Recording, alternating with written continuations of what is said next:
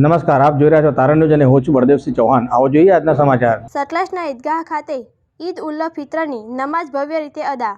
ભાઈચારા અને એકતાનું અનોખું દ્રશ્ય। મહેસાણા જિલ્લાના સતલાજના તાલુકામાં આવેલ ઈદગાહ કબ્રસ્તાન ખાતે ઈદ ઉલ ફિત્રના પવિત્ર તહેવાર નિમિત્તે વિશાળ સંખ્યામાં મુસ્લિમ સમાજના ભાઈઓ દ્વારા ઈદની નમાઝ અદા કરવામાં આવી હતી। સતલાજના તાલુકાના સહિત આજુબાજુના ગામોમાંથી મુસ્લિમ સમાજના લોકો વહેલી સવારે ઈદગાહ ખાતે એકત્રિત થયા હતા અને ખૂબ જ શાંતિપૂર્ણ અને ભક્તિપૂર્ણ વાતાવરણમાં નમાઝ અદા કરી હતી। આ પવિત્ર અવસરે અંદાજે 1200થી વધુ લોકો ઉપસ્થિત રહ્યા હતા, જેનાથી સમગ્ર ઈદગાહ પરિસરમાં ભાઈચારા અને એકતાની ભાવનાથી ગુંજી ઉઠ્યું હતું। રમઝાનના પવિત્ર મહિનાના પૂર્ણ થયા બાદ ઉજવાતો ઈદ ઉલ ફિત્રનો તહેવાર મુસ્લિમ સમાજ માટે વિશેષ મહત્વ ધરાવે છે, જેમાં લોકો એકબીજાને મળી ઈદ મુબારક પાઠવે છે। આ પ્રસંગે અલીફ ગ્રુપ વાવ સતલાજના દ્વારા શરબતનું વિશેષ આયોજન કરવામાં આવ્યું હતું। ગ્રુપના સભ્યો દ્વારા ખૂબ જ ઉત્સાહપૂર્વક સેવા આપવામાં આવી હતી અને તમામ હાજર લોકોને ઠંડુ શરબત પીવડાવવામાં આવ્યું હતું। આ આયોજનને સફળ બનાવવા માટે ગ્રુપના તમામ સભ્યોએ મહેનતપૂર્વક કાર્ય કર્યું હતું, જે પ્રશંસનીય છે। સમગ્ર કાર્યક્રમ દરમિયાન શિસ્ત, શાંતિ અને